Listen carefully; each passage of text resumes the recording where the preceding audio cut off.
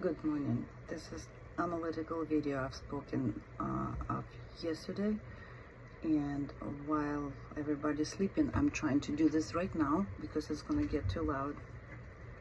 And first, I wanted to say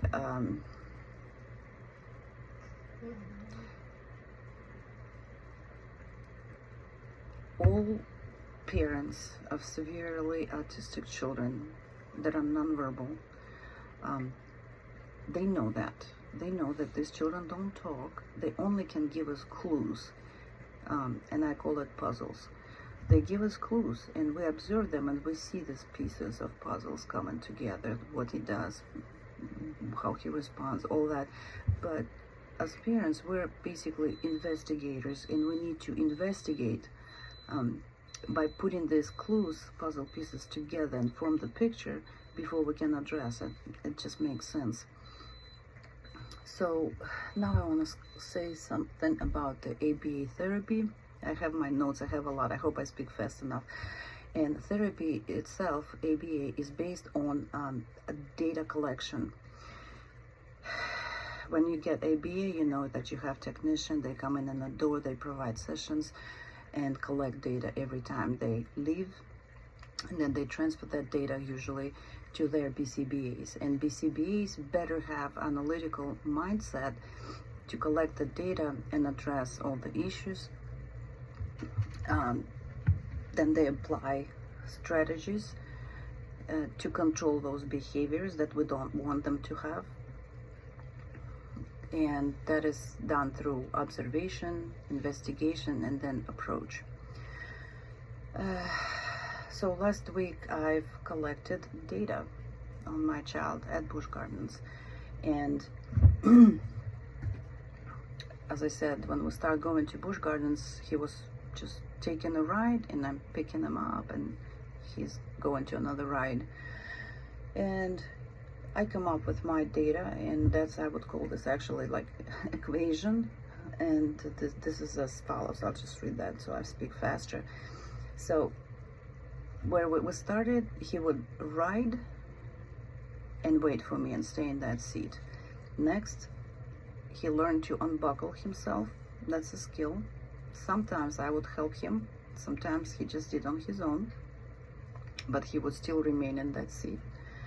Next, Brandon started creating his own routine, and that is going to Busch Gardens, ride roller coaster twice on a row, and next is he starts steaming on something, steering, that's a part of his routine. Now it's consistent too, and through my observation, I noticed that he, every time we go, that third link of his behavior is extending now. It's longer, and this is when I need to put something in place to stop that from happening. Like, he can stare at that number for as long as I let him, literally. So I already know where that is going. And while they still establish a routine, it's just a lot easier for us to break that routine before it develops into something worse. Let's see. So now the last equation piece is that I need to address it somehow. What happened?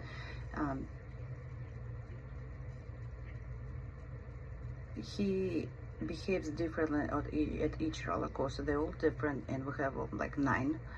And so, like I already mentioned, at certain roller coaster he does one thing, at another one he does another thing. And this is what I've collected, right? So he's doing different things at different, but the thing is that the main thing, he doesn't stay and wait for me anymore to get him out of the chair. So it's becoming consistent. And again, I'm addressing here inappropriate behavior in the community. Let's see. So what we had from yesterday, we had first 3 rides that he's taking. Excuse me. First 3 rides that he's been taking, he passed. He stayed in his seat. First 3. And I did posted Pantheon one because that's the one that he did the day before. But then we went to the other two that he failed the day prior, and he failed there. There's another puzzle piece here. Is I told him, okay, well, you failed, let's go. And I know there is another ride that he would like to ride, but maybe he'll say that because that's routine. We go in pretty much every day. But I noticed that he was not interested in any of the rides, and he did not, there is a Loch Ness Monster on the way out, that one, and he loves that one. We usually start with that one. And the day before, that's the data. The day before, when we would leave, he would not turn to the exit. He actually went to that monster ride or the sky ride. So he knows his way around. But for some reason, yesterday, he actually walked away from that last roller coaster that he could ride, wanted to ride, loves to ride, but he walked out. So that tells me some things that he failed somewhat intentionally. He understands what I want him to do at this point. He just did not want to do it. Why? And didn't use the opportunity to go on that monster that he likes. Why? So I cut that session yesterday soon. We left early from the park, and I told him as we're walking, Brandon, we're walking away from Busch Gardens. We're going to hotel now. And he said, hotel. He confirmed he did not want to be there anymore. And then the next process is investigating reasons. And I've got my notes here. Sorry, it's too early. So then I start thinking why he didn't go to that ride, what I'm dealing with next, and how I'm going to go about it. The reasons here, we're going to be looking at several actually, and one is medical. That could be medical. One is new medical, one is existing medical in my case. New medical, that could be flu, congested nose, things of that nature that you don't know until you see them. Oh, well, they're grasping air with their mouth. You have to look at the science, right? So I knew 2 days ago he had some nose issues, and I started doing nose drops and stuff, but maybe he felt worse. Maybe he had sore throat, and I didn't look. I'm no doctor either. I'm just looking overall, right? Getting, I check fever, no fever, but, and then existing, which is in our case now, and we didn't have that problem. He did not have sleeping issues, but because we lost house now, we lost that stability environment, and he started getting sleep issues. I've taken him to VCU clinic, and they tried to do the sleep study. He failed, and then they said, well, until you get this house situation resolved, make it more stable, like bedroom, then come back. So I'm left on myself. I'm alone here to deal with that. And I have 3 people living in one little room, an elderly, young, autistic, and me. So there's a lot of distraction here. So, and I thought, well, looking back at medical issues, if he is sick, what do we know? Well, he could be sick, he could be therefore tired, or it could be both. Because when you're sick, you're fatigued, you don't want to do anything. That may be why he didn't even want to comply and stay in the chair, because he just didn't want to stay. He didn't feel good, okay? And I have to consider that. Another reason, he's just tired of reinforcer, tired of Busch Gardens, Excuse me. So, in my case, when he's getting tired of that very powerful reinforcer for him, it may not be the case, because he knows where we live. He knows he's going back to that hotel. So Busch Garden is always better for him. But at the same time, I know, because we go in every day and we are consistent with that, he could be tired. But going back to hotel, I'm still going to use that reinforcer. Third reason is basically what I'm doing by putting these measures in place, keeping him in his chair, because I'm breaking that routine. I have to. And he does not like that. And when you do this to these severe children, severely autistic children, they're going to be resisting. You know, he could put his own, okay, well, I've had one ride and I got enough and I don't even care. I'm just, you know, could be that. So when I'm breaking his routine, he could be just very satisfied with very limited, you know, with very limited, okay? That means one ride, one time, right? Not two. But what I'm looking also, that he didn't even want to go to that Loch Ness Monster, right? He want, you know, it's a routine, but he didn't want to go there for some reason. That's another puzzle piece. And then the cause of that is basically when you lose a reinforcer, a powerful one, it's very hard to teach them. You know, there's nothing to give them, and they're not gonna learn anything. And this is another thing that I need to look at. There could be other reasons that I kind of eliminating at this point.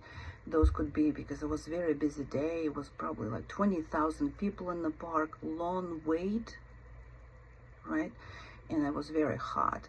And he already knows the difference, because we come in, we see full parking lot, and they said, Brendan, there's a lot of people. It's going to be long lines. Do you want to wait in line? Do you still want to go park? And he says, yes, you know, so he's already prepositioned to be waiting. Right, even though I try to cut, you know, short line, you know, get in time when needed. Some people at Busch Gardens help me to, you know, get them on the ride sooner, giving them a little bit shorter time, and I'm thankful for that. And again, I'm a regular customer there. So now I would go to addressing the reasons.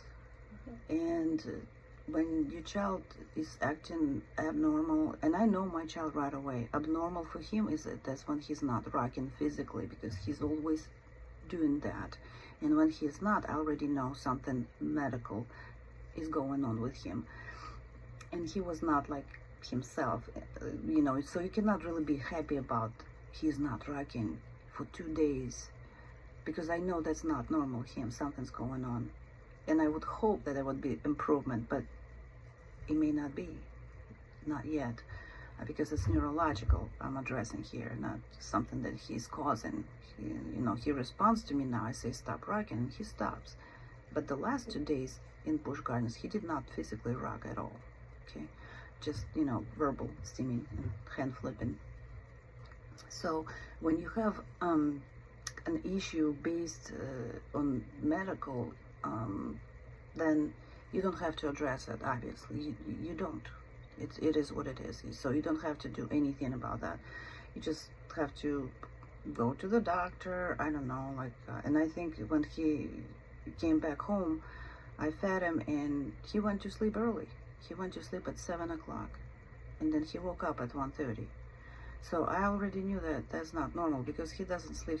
He stopped sleeping, taking naps at 2 or 18 months, somewhere there. So when he goes to sleep early, I already know something's not right. But he went to sleep early, and I was observing him while he was sleeping. I could see he's grasping air with his mouth, and he also had like a face like in pain. And I think because I gave him that gluten pita, I thought maybe he'll be okay with that, but apparently that caused him some gastro pain, because I also could hear him smell past gas. You know, so that could be another issue. He could have like cramps in his stomach, or whatever. So the next reason, tired of a reinforcer, you know, because we go there all the time. That happens, you know. You just give him another toy or give him another iPad, whatnot. I cannot really give him another Busch Gardens, right? I could give him Water Country, that's gonna open very soon. That's different. Or I can go to King's Dominion. That's about over an hour, like an hour away, I'm sorry, from where we are. But it's going to be hard on me to drive him there every day, because I know that will definitely work, because that's going to be new, everything new, but still same roller coasters, right? And he now in exploration phase. That would work, but it would be hard on me. So I have to kind of see if I can just stop using that reinforcer for a little bit and see if he wants to go back eventually. And that would be reducing Busch Garden visits, and increase in-home instruction instead. I don't teach him as hard as I do at home. he'll figure it out quickly. And I'm waiting for him now to say Busch Gardens. If he says this independently, because I'm gonna be now pushing him to work more in the hotel, and in Busch Gardens, after all, you know, he doesn't have to do all that, so he will make that connection, and he eventually will tell me Busch Gardens. When he does, that's when I'm gonna take him back. That's what I will do. Now, I already mentioned other reserved options. That would be, again, different reinforcer for him would be a different park. It could be Water Country, it could be King's Dominion. But I will hold King's Dominion until everything is out of control, because then, like I said, it's hard on me to drive that far each way in this case. Reducing Busch Gardens visits until he asks for it. I did say that. And he will give me an indication that he's ready to go back, and we're gonna start where we left. Try each ride one time. I already tell him, you stay in that seat, stay in that seat. Then I leave, and he stayed on that seat on three rides yesterday, but the last two he didn't. Okay. Let's see. And yes, in my case here, my conclusion rather, right? My conclusion that I have to consider all three. I have to consider medical, I have to consider that he could be possibly tired of Busch Gardens, which is the most strongest reinforcer, and that I'm breaking his routine and he's just resistant. I'm just gonna hold all three, and we are basically now going to in-home instruction. He's gonna heal if he has nose issues. He will want to go out of this hotel room. That should help. Going back to Busch Gardens, where I'm gonna start to pick up what we did there. It's not gonna be the same what I do in home. We're gonna do states, you know, and he did a trial yesterday, and I'm getting ready to put up that step of USA states, how I go step by step by step. And he's gonna be getting home instruction until he actually will independently request Busch Gardens. So I hope that's helpful. I'm tired, it's early. These are all my disclosures here, and I hope that's helpful. Again, everybody has different issue, but we still need to be engaged. We still need to try to get them out on the public, and that's a new challenge, and some parents just want to do this, but they just can't, because there's some missing steps to get them even prepared to go outside. But I'm not saying that we don't have challenges. We do. So I'm sharing with you my experience. I'm sharing with you actually what my life is like. And, you know, it's going to be a little bit something each day. I thought I'm going to run out of issues, but appeared to be probably not. So I'll stay in touch, and I'll talk to you soon. Okay, bye.